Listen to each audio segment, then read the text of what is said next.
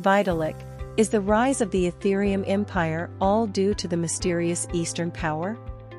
Many years ago, there was a deck of poker cards to rank the bigwigs in the cryptocurrency circle according to their influence. The cryptocurrency circle has changed a lot and the ranking has been updated for several times. However, there are two cards that have never been changed, the Red Joker and the Black Joker. The Red Joker is Satoshi Nakamoto, who has never shown his real identity, and the Black Joker is the founder of Ethereum, Vitalik Buterin. Who is Vitalik? How can such a young person in his 20s own tens of billions of money? Today, we will talk about the story of Vitalik. A genius hurt by World of Warcraft, then he enters the world of Bitcoin. Vitalik was born in Russia in 1994 and immigrated to Canada with his parents at the age of 5. Similar to the growth experience of most prodigies, Vitalik showed his talent and intelligence at a young age. At the age of 4, his father gave him the first computer in his life. Since then, Vitalik has opened the door to a new world, and his amazing talent has showed. Shortly after learning about computer, Vitalik has mastered Excel proficiently, then he began to write calculations by himself. At the age of 7, he created a rabbit encyclopedia document full of icons and numerical formulas. At the age of 10, his mental calculation speed was twice that of his peers. At the age of 11, he studied mathematics, programming and economics courses with gifted youths like him. At the age of 12, he was able to write games with C++ language. In 2007, the 13-year-old boy was addicted to the game World of Warcraft. He often spent a whole day on the game. It's called internet addiction disorder nowadays. However, the turning point came in 2010.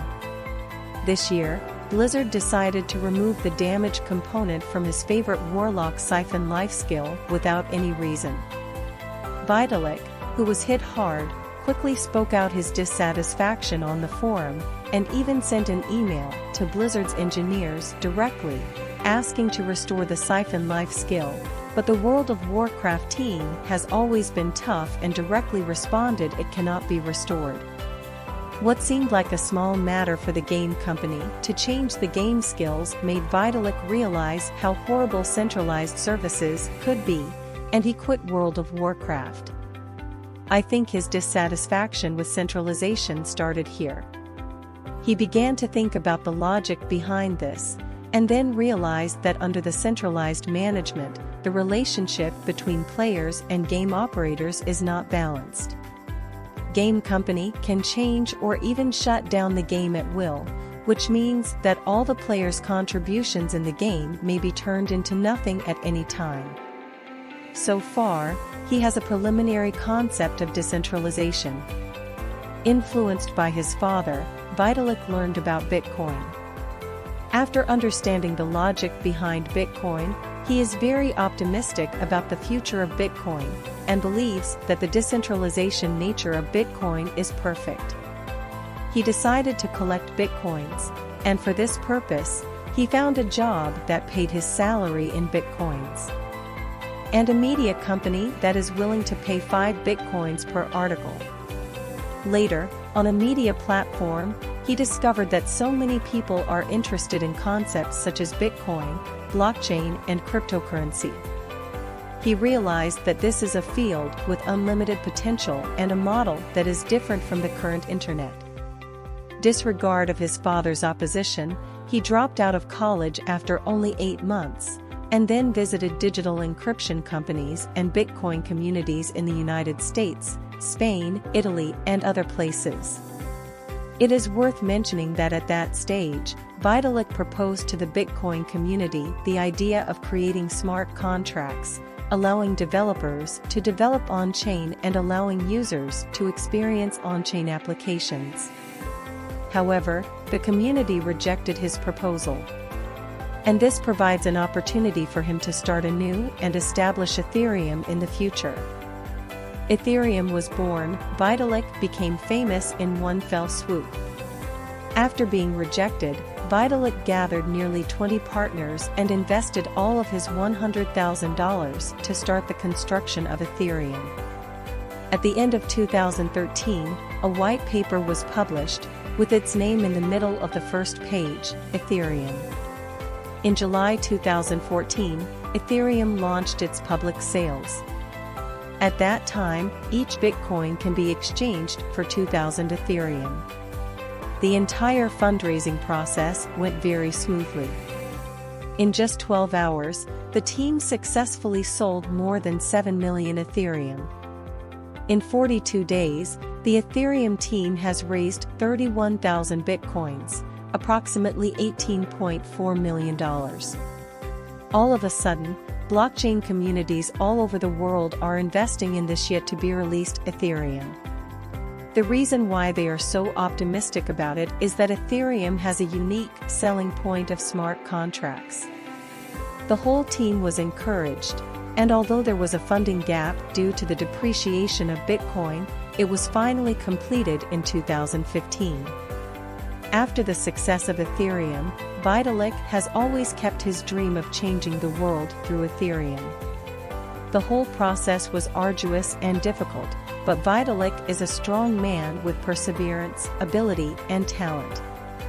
In September 2022, Ethereum completed the transfer to the Proof-of-Stake (POS) consensus mechanism. In April 2023, Ethereum has ushered in the anticipated Shapella, the indissoluble bond between Vitalik and China. Although Vitalik is Russian and did not make his fortune in China, there are still many stories between him and China. He came to China at different times, for different purposes, and received very different treatment. 2014, making some researches and finding the path for Ethereum. In May 2014, Vitalik came to China for the first time, and his purpose was also very pure, to make preparations for the upcoming presale of Ethereum. At that time, Vitalik was not known by people in China. He once described his first trip to China like this: "I first came to China in May 2014. At that time, I only saw miners and exchanges. These miners and exchanges are already very strong, such as Huobi and OCoin. They have more than 70 people, but that company is about the only thing that interests me. That's the truth." At that time, Huobi's single-day transaction volume exceeded 260,000 Bitcoins, and the single-day transaction volume reached 1 billion yuan, creating the highest record of the global Bitcoin trading platform. In 2014, OKCoin became the largest digital asset trading platform in the world. The irony is that during this trip to China, Vitalik visited Du Jun and introduced Ethereum to him in detail, but he was shown the door out after receiving the evaluation of "You are a liar." Looking at it now, the status of the two has really changed, which is embarrassing. 2015, seeking capital. In May 2015, Vitalik came to China again. This time, he is seeking capital. That is, in May of this year, the Ethereum team released the last test network, named Olympic, and released the official Ethereum network in July, marking the official launch of the Ethereum blockchain. China's Wanxiang Group bought 416,000 of Ethereum's native token ETH for $500,000. June 2018, go head-to-head with its opponent. On June 4, 2018, Vitalik came to China for the third time to attend the Ethereum Technology and Application Conference held at the Crowne Plaza Hotel. During the conference, Vitalik delivered a speech with the title of "The Latest Progress in Casper and Sharding Technology." In the speech, he mentioned two key words for many times, algorithm and Sharding, and said that Casper POS/Sharding technology can improve Ethereum's transaction speed and achieve higher TPS and lower transaction costs.